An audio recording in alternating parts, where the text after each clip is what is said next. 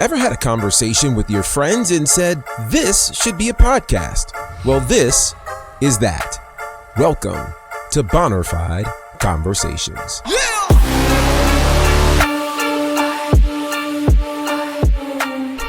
What is going on, good people? And welcome to another edition of Bonnerfied Conversations here on the Bonnerfied Podcast Network. Of course, I'm your host, Gerard Bonner. I am excited to be hanging out with you today. And I'm excited because there's expansion in the air. I'm going to talk about that in a second. But as I always do, I want to thank you. Yes, you who is listening, you who are watching, you who have been on this journey, especially here in season 2. Thank you so much for being a part of the journey. Thank you for listening. Thank you for extending your time, your energy, and your space to what we are doing here. It means the entire world that you have chosen to be here. Yeah, it could have been a lot of places. There are lots of podcasts. There are lots of avenues and content for you to consume. Thank you for spending valuable time here as part of Bonnerfied Conversations. Would you do me a favor? Would you be so kind as to make sure you are sharing this podcast with your friends and loved ones? You can do it in a lot of places. You can share it, of course, wherever you're listening to it right now, be that Apple, iHeart, Spotify, and now here on YouTube. You can share it in all of these places and wherever else you consume your podcast. It'd be a great thing for you to do. Do me also a favor, and would you leave a comment wherever you're listening to this and rate it as well? This is so important because it allows this kind of content to get into the eyes and the ears of people just like you. People who need this, people who don't want to just talk current events, but we want to talk life, liberty, the pursuit of happiness, and how we grow from place to place and faith to faith. So I would love for you to do that. I hope you had a great week. I enjoyed our conversation last week where we spent some time talking about the Michael Jackson movie. I am now aware, number one, that there is a sequel, so that's a good thing. But yeah, I still want to know, even after our conversation last week, if you went back to see the movie or if you saw it for the first time, what were your thoughts? Did you enjoy the movie? And did you enjoy our conversation? I loved the messages I got. From text messages to social media, lots of people were really impacted by our conversation last week. So if you did not check it out, go back, check out the conversation. I think you will find it to be enlightening and helpful. So believe it or not, there was quite a bit I wanted to talk about last week, but our time was what it was, and I don't like to extend too long past our allotted time. But there's a conversation that keeps coming up. I keep seeing it on social media. I have felt it in my own world. And I really wanted to bring light and language to it today. But before I do that, I want to tell you about something new that happened this past week that I am so excited about, and it taught me a lot as well. So if you've been following my journey, you know that I have done quite a bit, probably more than I've ever talked about. And I'm also learning that you probably see me differently than I see me, which is another conversation that we might even dig into at some point today. But one of the things that I love to do is I love to create from a space of a need. You know, if there's a need for something and I have the ability to resolve that need or speak to that need, I like to do that. And I realized something at an earlier age than most, that I have a voice. I could probably stop right there and have a whole conversation about the concept of I have a voice. So I'm going to spend a couple of seconds there before I go into what I did this week, because it's all connected. So it was a really wild situation that helped me realize the voice that I have. First and foremost, let me start by saying this. I think it is an unfortunate space that many of us live in when we don't realize the power of our voice. It's an unfortunate space. And unfortunately, the campaign to help silence your voice can begin at a very early age. If you are not in an environment, and unfortunately as a child, you don't know that there are certain environments that don't want to see you become all that you're supposed to be. There are certain environments that don't want you to maximize the power of your voice. But I need you to understand that you have a voice, and that voice has power. So the situation that showed me that I have a voice didn't come until I got into high school. As a matter of fact, I believe I was a senior in high school, which is a wild time to just realize that you have a voice. Situation went like this. My brother and I, shout out to my brother Brendan, who might be watching and listening. He's been hopping on social media much more, and I honor and appreciate him for doing that. So he and I were in the same high school. I was 2 years ahead of him. And we were at our lockers one day. His locker was behind mine. And there was a young lady whose locker was next to his. And she had something go missing. I still to this day don't know what it was. But whatever it was that went missing, she felt the need to turn around and accuse us. Now, let's throw a couple of other details in here. This young lady was a Caucasian young lady and did not seem to think that those of us who were of a darker hue could have possibly not been responsible for her missing item. So she automatically accused us. We didn't even know she had an item missing. My back was to her, so I didn't know anything was missing. My brother didn't touch whatever she had going on. But I'm being accused. He's being accused. And the ironic part is this same young lady was in my homeroom. Yeah, we were in band together. So I knew exactly who she was. And she started spreading these rumors that I had stolen whatever her item was. And, you know, if you know me, you know that I'm not a thief. I don't lie. I don't do that kind of stuff. And I'm an honor student. So why I would do that is nuts. And so needless to say, I didn't do it. But as these rumors started spreading and I started feeling the way I felt, I said something has to be done about this. And that something to me was not throwing hands. I'm not that kind of dude. I never was. I never will be. I was raised to be a peaceful brother, and that's who I am. So I did not go the route of, you know, using my fists or getting people together. I realized that I had a voice. So I took pen to paper and began writing an editorial in our school newspaper. Now, the name of the piece that I wrote was just another N-word. I'm not one who usually uses the N-word, so I'm not going to use it for the sake of this podcast. But that was the title of it, just another N-word.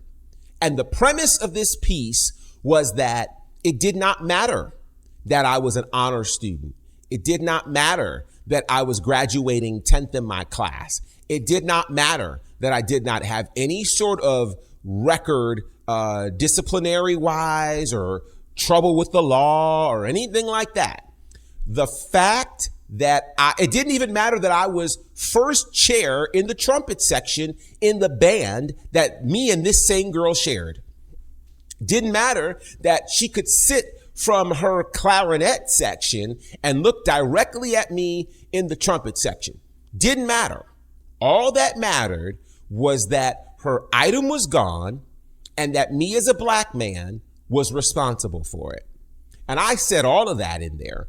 And it reminded me in that moment that no matter how hard I was working as a person of color, as a person who was in honors classes, one of only 2 people of color in my honors classes, none of that mattered.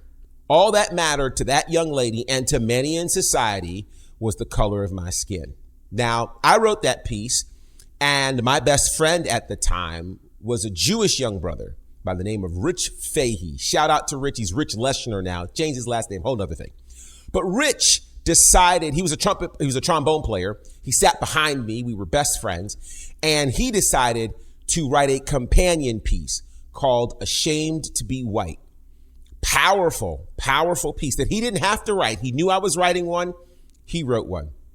So I remember our principal, who was a black man, shout out to the late, great Mr. Harding.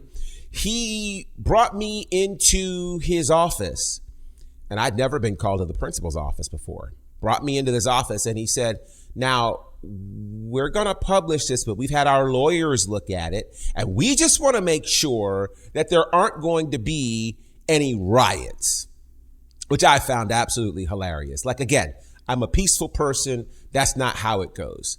And so I assured him, no riots. Like, that's not what I do. That's not how we operate.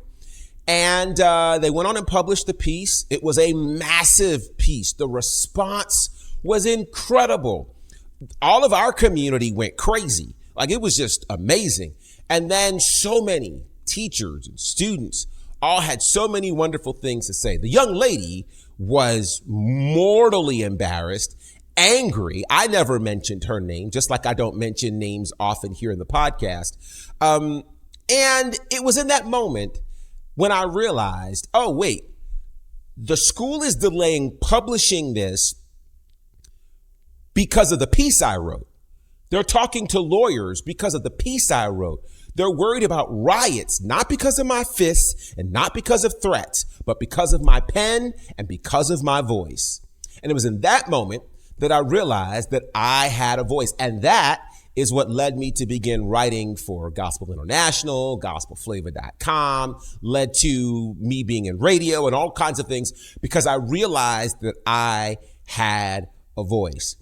And so before I get into what it is that I did this week, I just want to remind you that sometimes trouble shows up as an opportunity for you to discover the power of your voice. Sometimes situations show up not so that you can be the one that's complaining, but that you can be the one that articulates and uses your influence to bring about change. I'm not sitting here in front of a microphone, in front of a camera, talking to an audience that I can't see if I don't believe that my voice has power. And I want to empower you today that your voice does have power. How are you using it? That becomes the question. Most people spend their time becoming these days keyboard warriors and getting upset and complaining and not adding any sort of weight to what they're saying. And in a world that is in desperate need of voices of clarity, voices of accuracy, voices who actually have knowledge and passion and compassion for people and the issues that are out there, you need to begin to use your voice. You got to do it.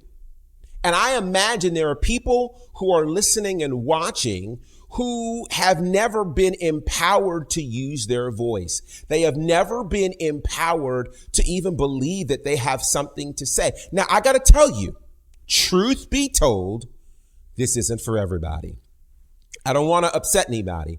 Some people's voices have not been, you've not figured out not only the power of your voice, but what is it you have to say. Okay? Part of the problem that we live in right now is that because access has become so much easier for everyone. Your phone is a camera. You can get a mic. Anybody can start a podcast. Everybody's on social media. So everybody has something to say. But just because everybody has something to say doesn't mean that they have been granted the power of influence. Here we go. Let's turn the corner. Because the reality of it is some people have a voice but don't carry influence. And you don't carry influence because you can't be trusted with influence. How do I know that? Because when you have the opportunity to influence something in a certain way versus the right result and the right way, you choose the way that's most beneficial to you and not the way that's most beneficial to good.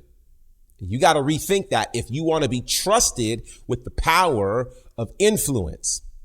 If you want your voice to have weight, then you need to be able to prove to be trustworthy with the weight that you've been given.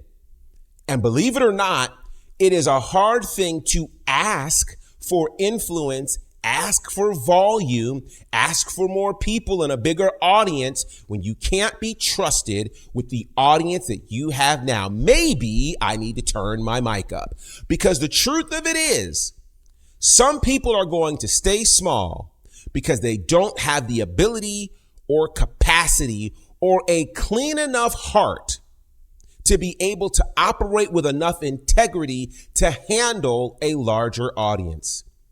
Some of us don't need more weight to our voice because we're not healed enough. Ouch. Yeah. If you're still walking wounded, but you want a mic and you want a platform and you want a stage to do what? You might need to sit on a couch instead of sitting in front of a camera. You might need to be able to be honest enough with yourself to say, hey, certain areas of my life aren't healed. And so that I don't begin bleeding on people and infecting people, let me go somewhere and get healed. And once I get healed, then I can have a conversation. Then I can utilize my voice. Too many people want platforms and microphones, but no healing.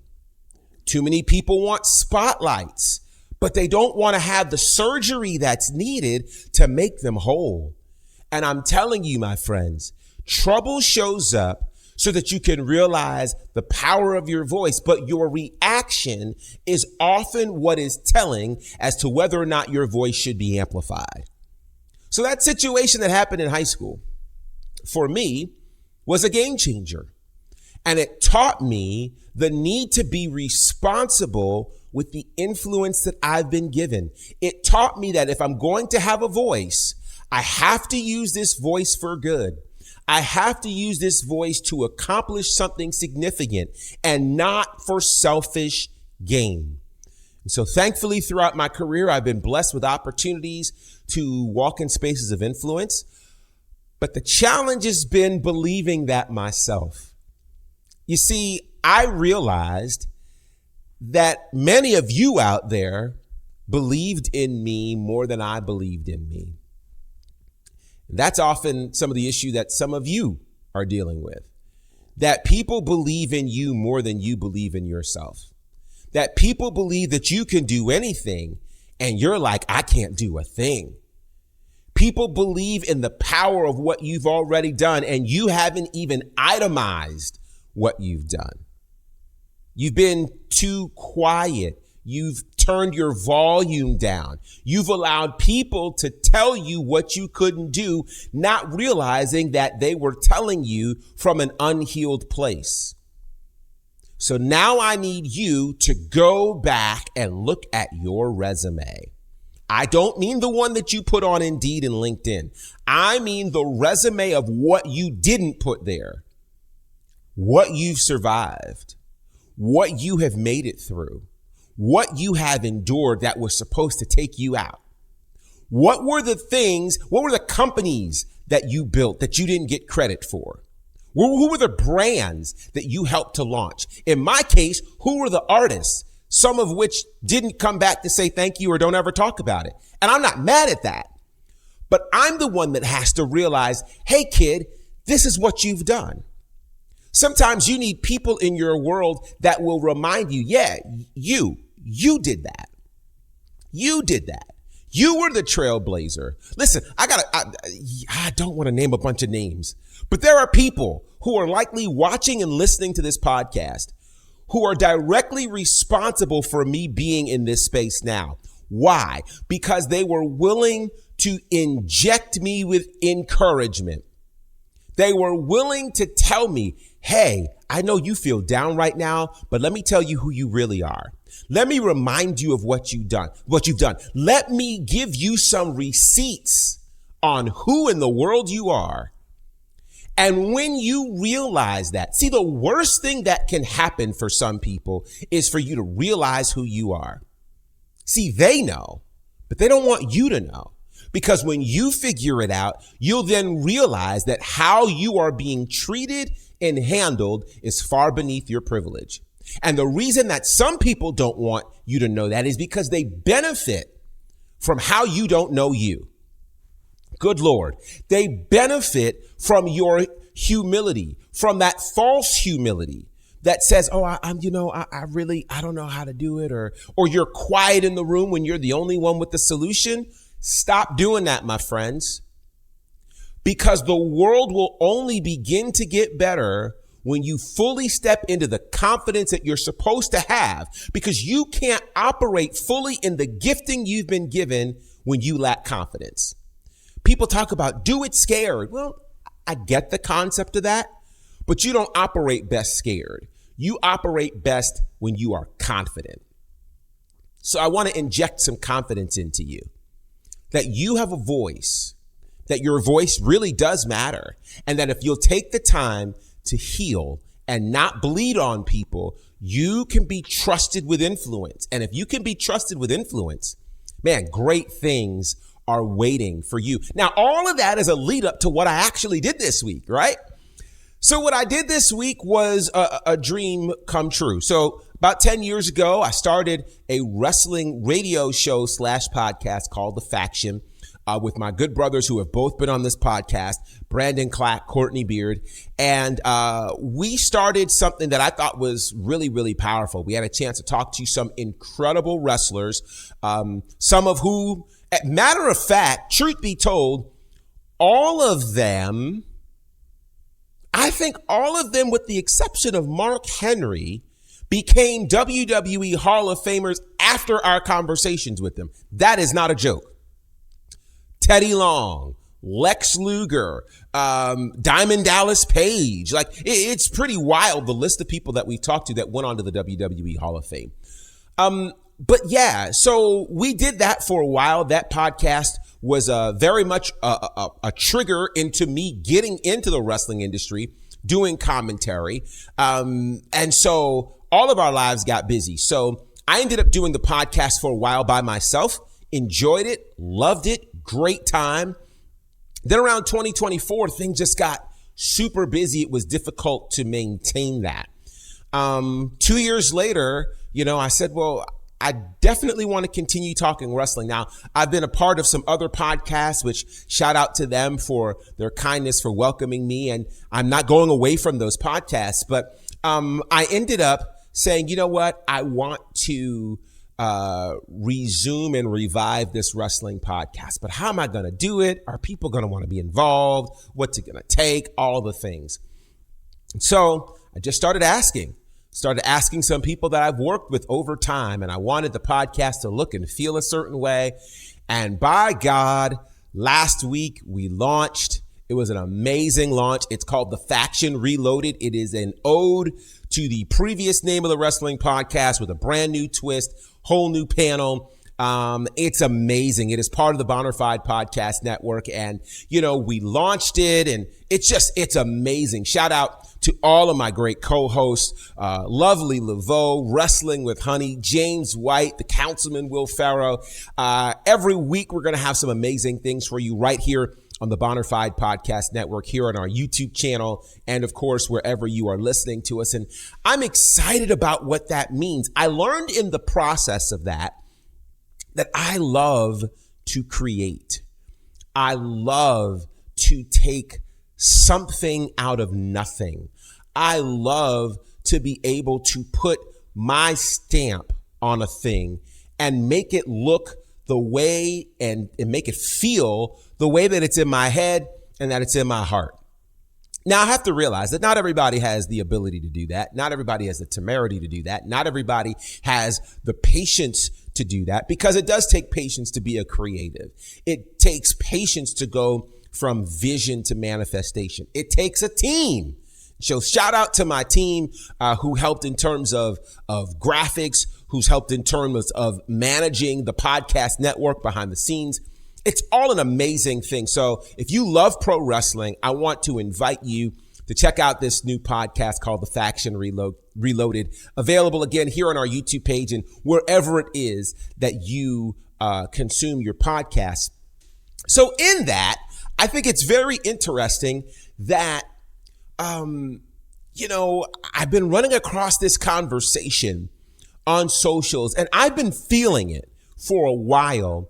And finally, somebody started talking about it, and I said, I'm going to dedicate some time on this podcast to this conversation. And the conversation is about branding and content. Now, stick with me because I'm not going to get super technical, but I think you're going to find yourself in this. I don't remember the exact verbiage of the post that I saw on Threads, but basically it spoke to this idea. I'm tired of being a brand. I just want to be a human again. Powerful, powerful. Now, I remember years ago, before it was popular for people to call themselves a brand. In fact, it happened before I launched Bonafide Radio. One of my dear friends in the DC area told me, you are a brand. And I thought that was a lofty statement. Like, wow, me, a brand? Like, what is that gonna be? And here we are X number of years later, sitting in a Bonafide world, with Bonafide Media on the Bonafide Podcast Network. Yeah, it's a whole thing in these Bonafide conversations, right? So it is a brand. But what I think a lot of content creators are starting to discover is that the world has changed.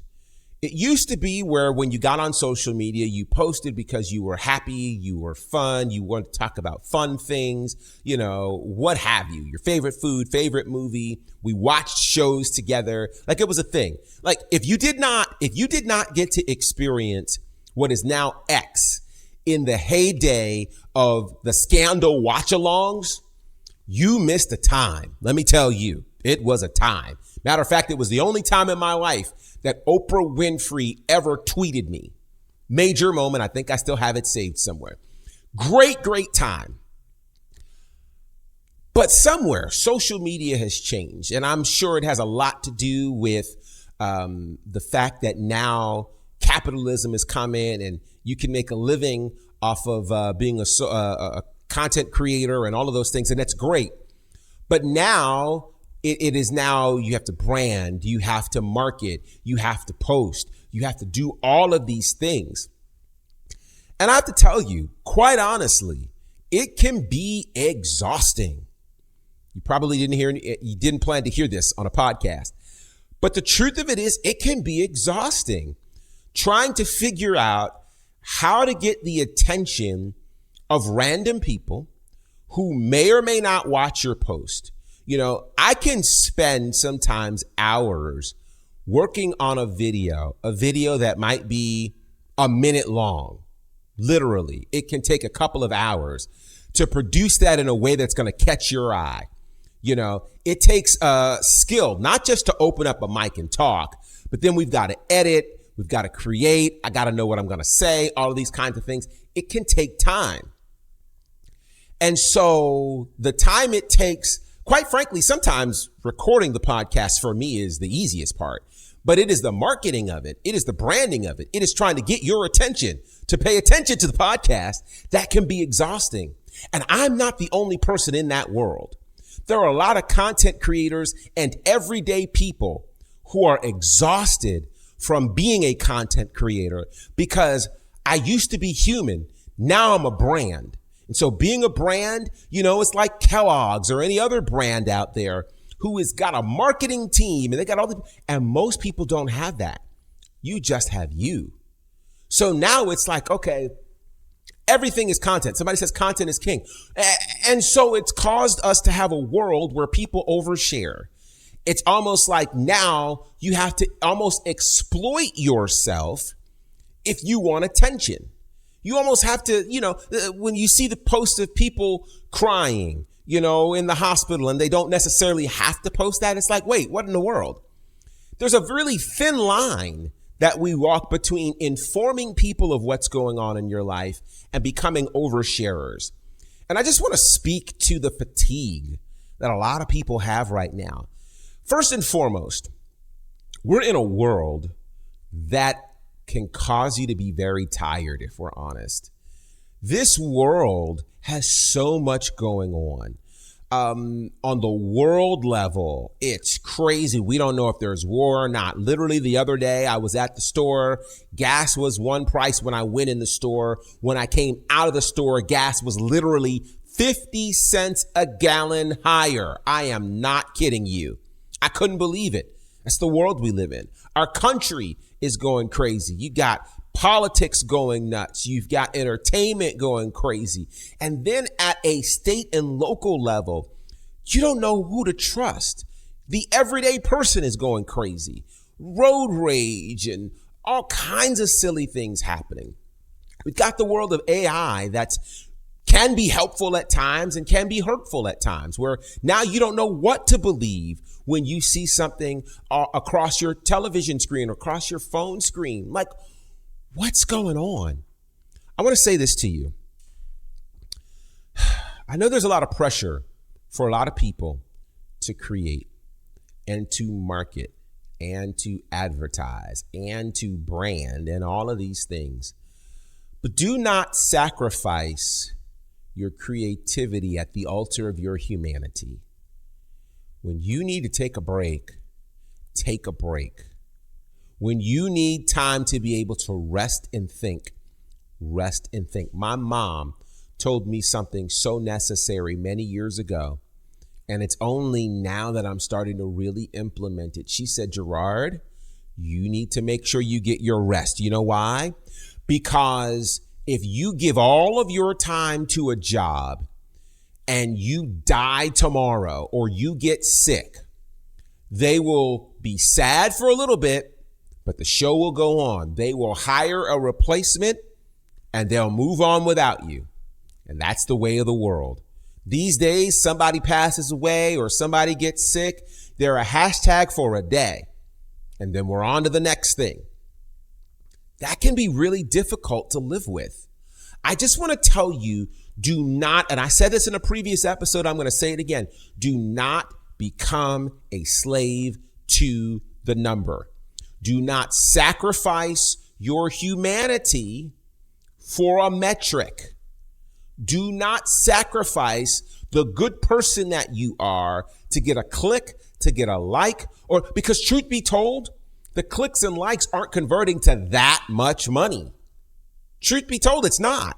And for the ones who it is, God bless you. But the pace you have to operate at is wild.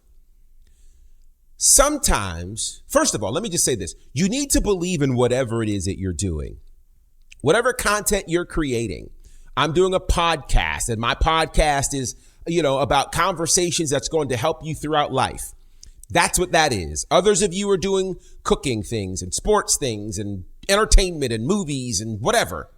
You need to believe in yourself, and you need to understand that sometimes the best meals are slow cooked.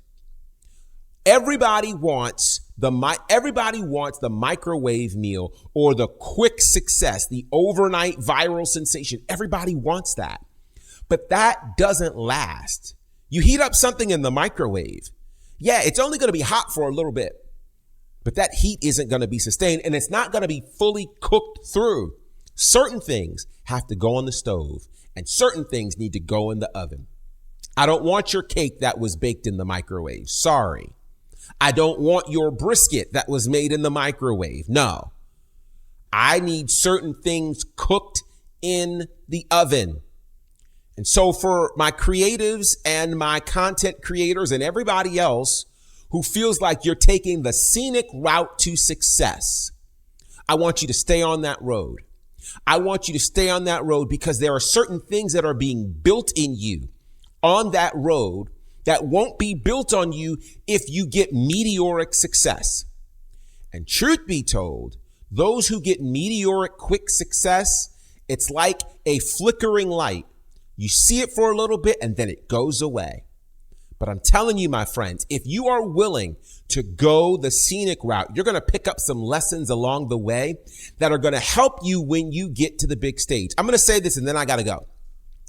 There are people who are so concerned about a platform and so concerned about being on a stage that they're willing to get there by any means necessary. They've dealt with so much disappointment and they feel like they don't have much time. So they'll build any stage. I remember, top of the year, people were concerned because WWE had a stadium built over in Saudi in less than 30 days. Like, how, Sway? They were like, I don't want to sit in these seats. You don't necessarily always want something that's built quickly because most people don't have the foundation to support a quick build. You need to be willing to be built slowly. Listen, I'm telling you, I feel like it has been so many years since I started doing what I was doing. And I'm just like, when is the breakthrough going to happen? When am I finally going to get noticed? When are the people finally going to realize the value of this content? It'll happen when the creator says it's supposed to happen. I'm going to do my part by continuing to be consistent. But there are lessons that I'm learning now that I've learned when there weren't cameras on, when there weren't lights on. These lessons that I'm learning now are sustaining me when I get to that stage. When people know my name, when people understand those things, there's a grounding and a foundation that I'm going to have that won't allow me to be tempted and moved and swayed by what the lights and what the notoriety can offer. And I want to tell you that while you want to be human, go ahead and be human. That's going to be your superpower. Your humanity, your compassion, your kindness, your love, that's going to be your superpower. Don't sacrifice your humanity. Don't do that for the sake of a metric, for the sake of content creation. Some things still need to be private. Everybody doesn't have to know every aspect of your life. Respect your own agency enough to say that is not content. That conversation is not content. That moment is not content. Some things need to be kept to yourself. Some things need privacy. Some things need to be worked out without cameras and without everybody's input so that when you present it, it is presentable. So my friends, I want you to remember, you do have a voice. That voice requires responsibility if you're going to carry influence. You have the power to create, but you've got to be responsible with that. And in the midst of that, don't ever forget that you, my friends, are human. You are valuable. You are necessary. We need you. In a world filled with automation, somebody has got to be human.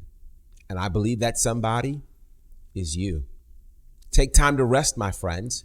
Don't allow guilt to cause you to not rest. If the creator needed rest after 6 days, and he really didn't need it, he just modeled it so that you and I would absolutely positively take him up on his offer and get some rest.